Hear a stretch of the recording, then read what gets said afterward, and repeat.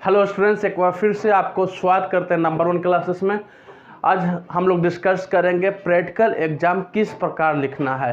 क्या practical exam में भी कोई बच्चे फेल हो सकते हैं, ठीक ना, और इन्हीं बातों में कहाँ होगा, इन सारे बातों के बारे में डिस्कस करेंगे। तो सबसे पहले बता दें प्रैक्टिकल एग्ज़ाम में कोई बच्चे किस प्रकार फेल हो सकते हैं। तो नंबर 1 बहुत ही कॉमन है जो आप भी जानते हैं, लेकिन एक जानकारी के लिए बता देते हैं कि जो बच्चे अब्सेंट करेंगे, जिस दिन एग्ज़ाम रहेगा उस दिन आप कॉलेज नहीं आइएगा तो आप फेल हो जाइएगा, क्योंकि जो आपको अटेंडेंस बनता है वो एसबीटी की ओर से एक अटेंडेंस शीट आता है। जैसे कि आपने प्रीवियस सेंटर पे एग्ज़ाम दिए होंगे तो वहाँ भी आप साइन करते होंगे, सिग्नेचर करते होंगे, तो उसी प्रकार यहाँ भी आता है जहाँ आपको प्रैक्टिकल एग्ज़ाम होगा, ठीक ना। तो वहाँ आप एक सिग्नेचर नहीं कीजिएगा तो खाली अगर रहेगा तो अब्सेंट होने का मतलब फेल। नंबर 2, ठीक ना, जो बच्चे जो रिकॉर्ड और या तो फाइल कह सकते हैं, ठीक ना, जो सब्जेक्ट का जो प्रैक्टिकल एग्ज़ाम जो सब्जेक्ट का है उसका यदि आप वहाँ जमा नहीं कीजिएगा, ठीक ना, वहाँ अब्सेंट लगने के वजह से वहाँ भी चांसेस है फेल होने के। दूसरी बात, यदि एग्ज़ाम में यदि लिख रहे हैं तो क्या सर एग्ज़ाम में लिखने के बाद भी, कम लिखने के, थोड़ा लिखने के बाद भी फेल हो सकते हैं? तो जी नहीं, हम बिल्कुल कहेंगे जी आप प्रैक्टिकल में फेल नहीं होंगे। थोड़ा बहुत भी लिख दीजिएगा आप पास हो जाइएगा, ये आप गारंटी हम देते हैं। ऐसा बात नहीं है कि मान लीजिए आपको पेपर नहीं भरना है, ठीक ना, आपको पेपर भर देंगे तो बहुत अच्छा है। यदि ना भी भर रहे हैं, जिस प्रकार थ्योरी के एग्जाम में वहाँ नहीं है, यहाँ आपको वहाँ सपोर्ट करते हैं टीचर, बस आपको प्रेजेंट होना चाहिए, 2-4 लाइन लिखना चाहिए, जितना आपको कोशिश हो, ठीक ना, लिखने देना चाहिए। ये मान लीजिए ऐसा ना भी कम भी लिखिएगा तो अभी आप पास कीजिएगा, इसमें कोई आपको शक डाउट होना नहीं चाहिए। ये आपको पूर्ति एग्ज़ाम लगभग क्या आपको वहाँ आपको कॉलेज में ही एग्ज़ाम होगा, कहीं सेंटर जाने के, इधर उधर जाने की ज़रूरत नहीं है। एग्ज़ाम कब होगा ये आपका कॉलेज पर डिपेंड करता है। एग्ज़ाम का डेट जो कि 18 से लेकर आगे दिया गया एसबीटी के अनुसार अलग अलग कॉलेजेस अलग अलग इच्छानुसार अपने सुविधा के अनुसार एग्ज़ाम कंडक्ट कराते हैं। कोई कॉलेजेस ऐसे भी होते हैं कि एक दिन में तीन पेपर भी एग्ज़ाम करा लेते हैं। कोई कॉलेजेस ऐसे हैं एक दिन में 2 फर्स्ट सिटिंग सेकंड सिटिंग इस प्रकार करवाते हैं। तो कॉलेज पर डिपेंड करती है। सरकार एसबीटी उनका टाइम टेबल इस प्रकार देता है, केवल ये नहीं बताता है कि पहला पाली में ये होगा, जिस प्रकार आप थ्योरी को दिए सेंटर को, इस प्रकार नहीं देता, आपको केवल टाइम निर्धारित देता है, ठीक ना, डेट बता देता है कि इस तारीख से लेकर इस तारीख के बीच में आप प्रैक्टिकल एग्जाम करवाइए, कंडक्ट करवाइए। ये तो हो गया। बाहर से आपको टीचर आते हैं एक्सटर्नल, ठीक ना, वहाँ से आपको कॉपी चेक करेंगे, आपको रिकॉर्ड चेक करेंगे, उसके बाद वाइवा भी लेंगे और आप जो लिखेंगे प्रैक्टिकल में उसका भी कॉपी जांच होगा, उसके बाद नंबर बैठाया जाएगा। तो इन सारी बातों को आप लोग जानते हैं, लेकिन फिर से हम लोग इस प्रकार आपको बताते हैं ताकि आपको थोड़ा सा याद हो जाए कि किस प्रकार एग्ज़ाम में लिखना है। देखिए बहुत ही सिंपल है। यदि इस लेक्चर को आप सुन लीजिएगा तो आपको रट्टा मारने की ज़रूरत नहीं है, आपको 10 एक्सपेरिमेंट और 12 एक्सपेरिमेंट याद करने की ज़रूरत नहीं है। देखिए पहले तो बता दें कि क्वेश्चन क्या आएगा। जो आपको एक्सपेरिमेंट है तो वही क्वेश्चन आएगा, 10-12 एक्सपेरिमेंट। उनमें से हो सकता है कि आपको लॉटरी किया जाएगा, ठीक ना, लॉटरी में आपको कोई भी एक्सपेरिमेंट आ सकता है। तो आपको इस प्रकार नहीं कि सारा एक्सपेरिमेंट याद करना है, रटना है, पूरा मेहनत करना है। बहुत ही सिंपल तरीका है, आपको हम उस तरीका को बताएंगे तो आप समझ जाइएगा। सबसे पहले है एम, ठीक ना, तो एक आपको एग्जाम्पल देंगे, एक एक्सपेरिमेंट किस प्रकार लिखना है थोड़ी से, ताकि आपको मदद मिल सके। एक हम मॉडल बताएंगे, एक एग्जाम्पल बताएंगे, एक नमूना बताएंगे एक्सपेरिमेंट के द्वारा, ताकि आपको थोड़ा अच्छा लगेगा, हमको बताने में भी, आपको सुनने में भी अच्छा लगेगा।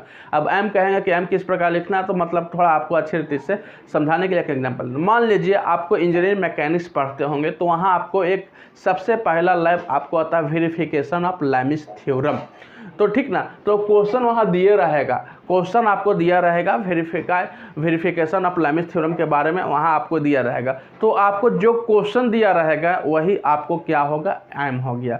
तो वहाँ आपको कोई चिंता रटने की जरूरत नहीं है। कोई भी क्वेश्चन आवे वो एम आपको दिया रहेगा, ठीक ना, टू फाइंड करके लगा दीजिए, या तो टू वेरीफाई लगा दीजिए, टू लगा दीजिए, ठीक ना। इस प्रकार आप कुछ लगा सकते हैं ताकि एक क्वेश्चन बन सके, ठीक ना, कि हमारा लक्ष्य ये है, हमारा एम ये है।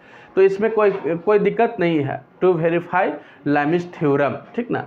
तो इस प्रकार के एम खत्म। ऑपरेटर्स रिक्वायर्ड, देखिए ऑपरेटर्स रिक्वायर्ड को समझिए। उस एक्सपेरिमेंट को करने में क्या क्या ऑपरेटर्स लगेगा, क्या क्या, ठीक ना, वस्तुएं लगेंगी, उससे रिलेटिव उसको लिखना है, ठीक ना। तो सबसे पहले क्या क्या मान लीजिए लैमिस थ्योरम परफॉर्म कर रहे हैं, तो जो बोर्ड होता है लकड़ी का बोर्ड, ठीक ना, उसमें वो चीज़ लगेगा, ठीक ना। साथ ही साथ में उसमें थ्रेड रहता है, धागा रहता है, उसमें वेट रहते हैं, ठीक ना। इस प्रकार जो वहाँ ज़रूरत पड़ता है, क्या क्या ऑपरेटर्स है, क्या क्या मशीन ज़रूरत होंगे, ठीक ना, किस प्रकार का मशीन ज़रूरत होंगे, वो सारा चीज़ ऑपरेटर्स रिक्वायर्ड में आ जाएगा। ये तो सही है, इसमें कोई दिक्कत नहीं है, ठीक ना। तो इस प्रकार हम लोग कर दिए, वेट मशीन ले लिए, वेट ले लिए, ठीक ना, थ्रेड ले लिए, पुल्ली ले लिए, इस प्रकार सारा चीज़ हम लोग इसमें लैमिस थ्योरम में लिख सकते हैं। मटेरियल रिक्वायर्ड मतलब आप क्या क्या मटेरियल यूज कीजिएगा, ठीक ना।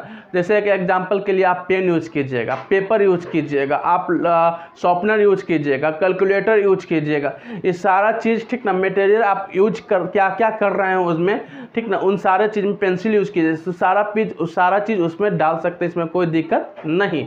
तो ये सारा चीज़, ये तो मटेरियल रिक्वायर्ड लगभग सब कुछ सेम होगा, लगभग कोई भी एक्सपेरिमेंट आएगा तो पेंसिल यूज करना ही करना है, इरेजर, शॉर्पनर, पेन, ठीक ना, पेपर, ये सारी चीज़ है, तो इसमें कॉमन है, इसमें कोई रट्टा मारने की जरूरत नहीं है। ऑपरेटर्स जिस प्रकार का एक्सपेरिमेंट रहेगा वही ऑपरेटर्स जरूरत पड़ेगा, उसी प्रकार का मशीन जरूरत पड़ेंगे, उसी प्रकार का एक्सपेरिमेंट के लिए उसका यूज करने के लिए जरूरत पड़ेगा। तो तीन चीज़ कोई दिक्कत नहीं। तो यदि हम लैमिस थ्योरम लिख रहे हैं तो कुछ में थ्योरी भी आता है, ध्यान दीजिएगा, सब में नहीं आता, कुछ कुछ जैसे लैमिस बाबा थ्योरी दिए थे। क्या थ्योरी दिए थे? If three coplanar forces acting at a point in equilibrium then each forces is proportional to the sine of angle between two others। तो ये है लैमिस थ्योरम का थ्योरी।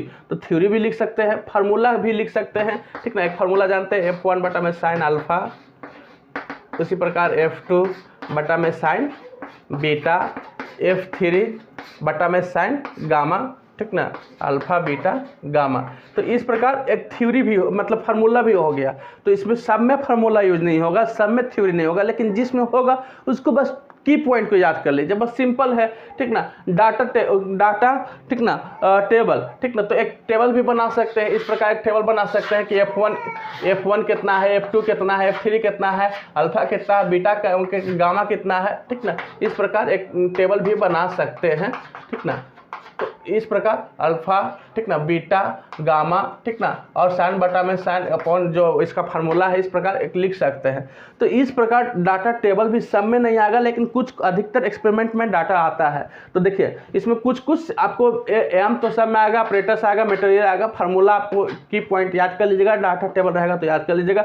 डायग्राम होगा तो इसमें एक सुंदर सा डायग्राम भी बना देंगे, इधर से एक फोर्स लग रहा है, इधर से एक फोर्स लग रहा है, इधर से एक फोर्स लग रहा है। मान लीजिए इसको F1 डालते हैं, इसको F2 डालते हैं, F3 डालते हैं, ठीक ना। तो एक प्रकार का एक, ठीक ना, F फोर्स, ठीक ना, इस फोर्स जो है इस प्रकार लग रहा है।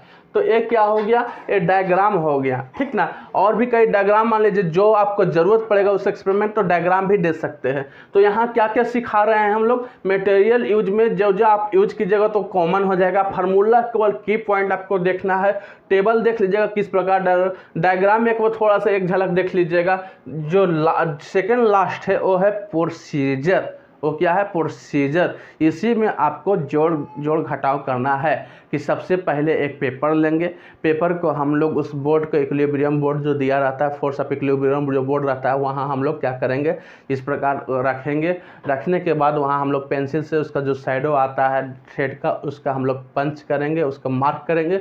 उसके बाद हम लोग उसको पेज को निकालेंगे, जो मार्क रहता है उससे मिलाएंगे। इसको आप स्टेप बाय स्टेप लिख सकते हैं। मिलाने के बाद एंगल नापेंगे, एंगल नापने के बाद अल्फा बीटा गामा का कितना है, उसके बाद वेट चेक करेंगे कि F1 का वेट कितना है, F2 का वेट कितना है, F3 का वेट कितना है। उसके बाद फार्मूला में डालेंगे, सब इक्वल आने के बाद बस यही प्रोसीजर है कि सब इक्वल आ गया। उसके बाद हम लोग निकाल देंगे, रिजल्ट में लिख दीजिएगा द लैमिस थ्योरम प्रूव्ड, बस यही हो गया, ठीक ना। Hence Lami's theorem proved.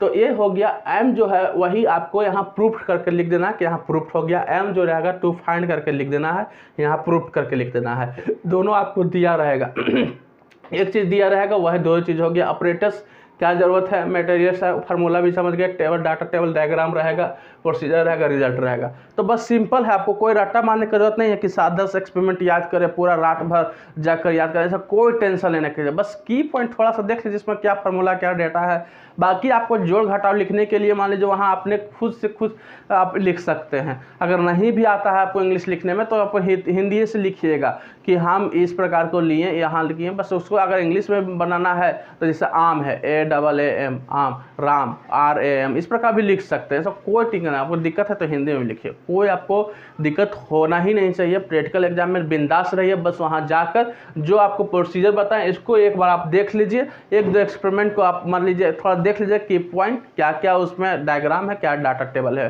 बाकी आप आराम से, कोई टेंशन लेना नहीं है, आप पास कर दीजिएगा।